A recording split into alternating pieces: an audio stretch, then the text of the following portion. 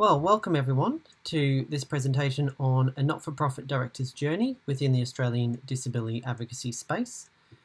Today I will provide a brief overview of Physical Disability Australia as an organisation, as well as the experience of a not-for-profit director, and the new director's journey of learning and experience in relation to financial matters. I acknowledge the Wadawurrung people of the Kulin Nation who are the custodians of the land I'm on today. And as we are online today, I also acknowledge the custodians of the land throughout the continent of Australia. A little bit about me. Today I'm presenting in my capacity as Treasurer and Victorian State Director of Physical Disability Australia, PDA. Like many people in the not-for-profit space, I serve in a voluntary capacity.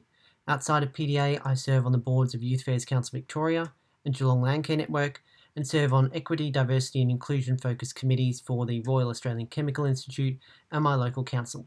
In my professional life, I studied ballet in my late teens before acquiring disability and changing careers to science. I'm currently studying Honours in Science in the Henderson Research Group at Deakin University's Institute of Frontier Materials, with a focus on structural energy storage applications of carbon fibre. I am also a graduate of the Australian Institute of Company Directors. So, a bit about PDA. PDA was founded in 1996, has had DGR status since 2000 and became registered with the ACNC in 2012. The aim of PDA is to enable every Australian living with physical disability to realise their full potential. Our objectives, stated in our constitution, are shown on the right. PDA is a disabled people's organisation, which means its board is made up by more than 50% people with disabilities. PDA's current board is made up entirely by people with disabilities. PDA conducts systemic advocacy to further our organisational aims. You may be thinking, what is systemic advocacy? So, systemic advocacy aims to achieve outcomes for the benefit of a population of people through modification of policy, procedure, legislation or practice. Systemic advocacy is the process of PDA speaking up and elevating the voices of people with disabilities to ensure decision makers know what barriers our community encounters and what solutions are available to resolve and overcome these barriers. In practice for PDA, systemic advocacy involves formulating submissions to Commonwealth, state and territory reviews of disability-related legislation, writing letters to relevant ministers about issues that are aligned with our objectives and are of concern to our members, representation in the NDIS Disability Representative and Care Organisations Forum, representation in the Federal Department of Social Services Disability Representative Organisations Program, and participation in the Australian Federation of Disability Organisations. Our voluntary governance team comprises a director and associate director from every Australian state and territory, and includes well-known disability sector legends Liz Reid AM, former president of the Australian Federation of Disability Organisations, and Dr Sharon Boyce, a disability studies academic at the University of Southern Queensland and a member of the NDIS Independent Advisory Committee. Our representation from across the Australian continent is a unique point of differentiation for PDA within the disability sector. Most organisations are primarily Eastern Seaboard based. PDA is a small charity, hence our staff team is small. Our operational staff are based in Brisbane, and Trish, our finance officer, is based in New South Wales. PDA's main stakeholders are our members. We have over 1,200 members across Australia who are either people with disabilities who are voting members or their carers and family members who are non-voting members.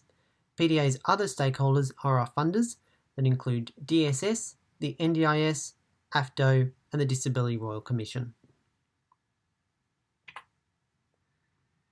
Funding. The majority of PDA's revenues are from 6 government grants and programs.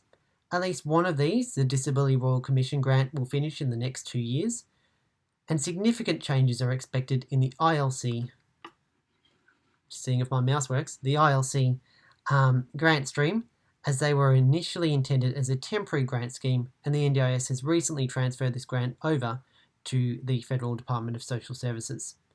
Despite having deductible gift recipient DGR status, aka charity tax deductible donation status, less than 0.5% of PDA's annual revenues are donations. PDA does not devote staff time or resources to getting donations, and in practical terms, the DGR status is used more for staff salary packaging. This year, PDA has earned revenue from running focus groups for government-paid consultants. We continue to develop the public fee-for-service revenue stream. Our value offering for a private sector fee-for-service revenue stream needs to be further developed, and so far, no revenue from the stream has been achieved. PDA is over here and is the smallest of the top 5 representative disabled people's organisations at a federal level within Australia. AFDO is kind of a federation of all these organisations, and some of these dollar figures are duplicated in these other organisations from the AFDO figure here.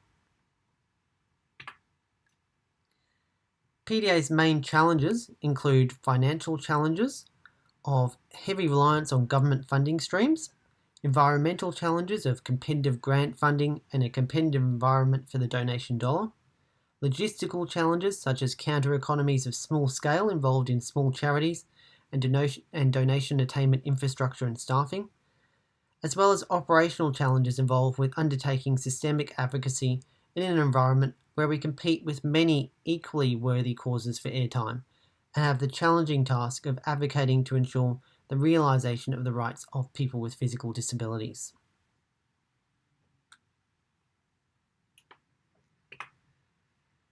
A little about my not-for-profit director journey.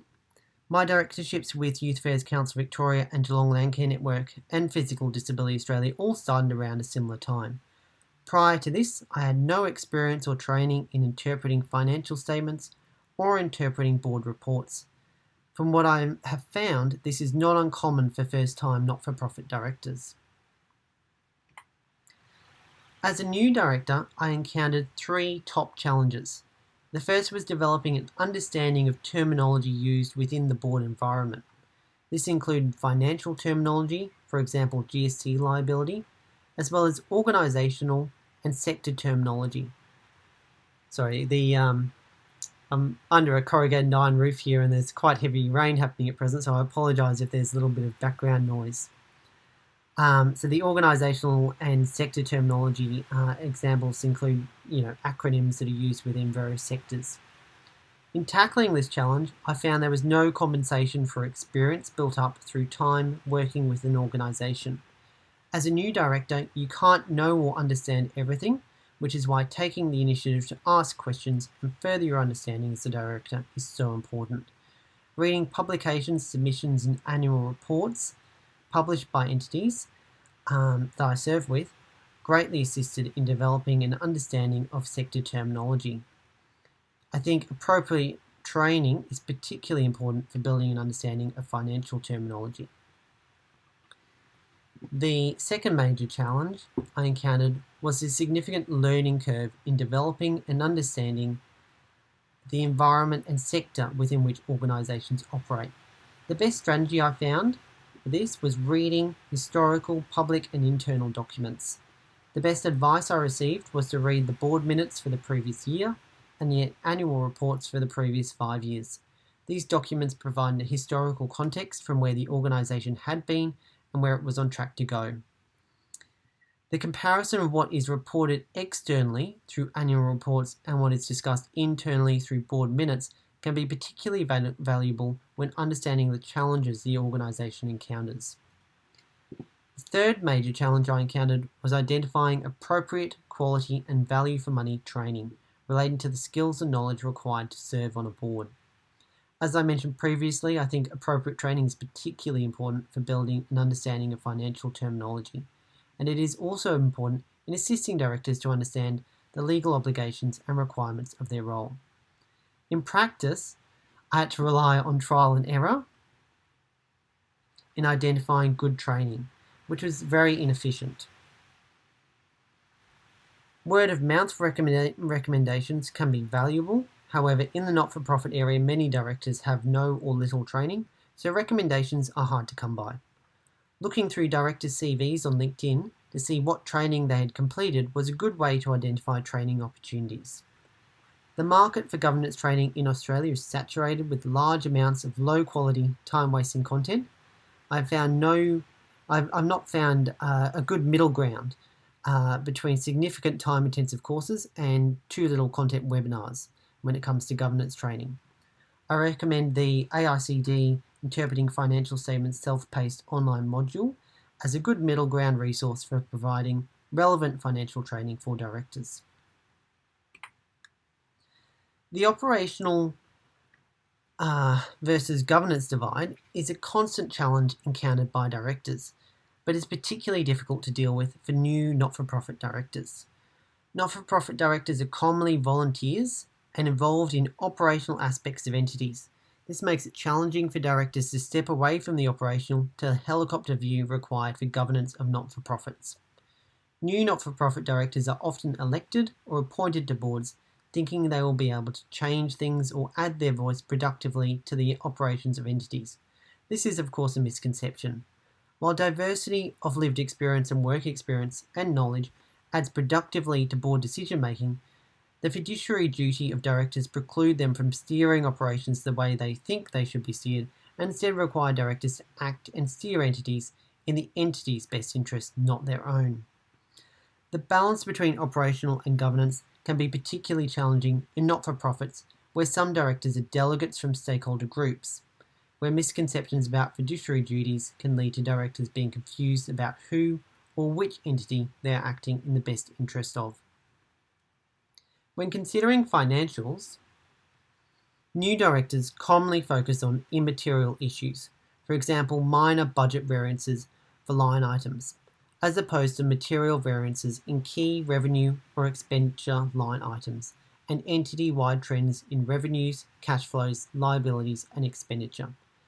I think training has an important place in assisting directors to go from being concerned about immaterial line items, such as the motor vehicle expenditure shown here, to considering trends and implications of entities' material financial movements.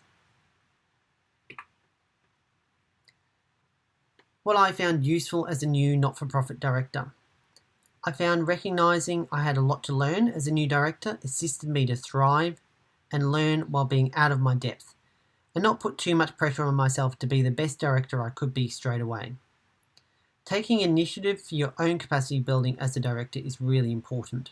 Training prioritisation varies a lot between different not-for-profits and sectors. Training serves to build the capacity of directors to contribute and build the collective board capacity to implement best practice governance and create a safe, efficient and effective board environment. The importance of training cannot be emphasised enough.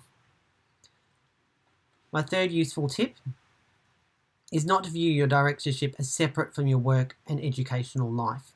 This is particularly relevant for young directors who are still studying or those who are returning to study. At university, I chose 3 electives in my bachelor course that were relevant to my director duties. One was an accountancy subject, one was a human rights and policy subject, and one was a disability studies subject.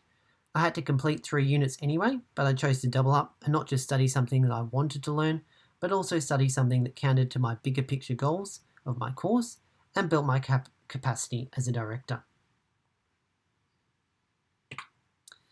Thank you for listening to this presentation. You can find PDA on Facebook at Physical Disability Australia or LinkedIn by searching Physical Disability Australia.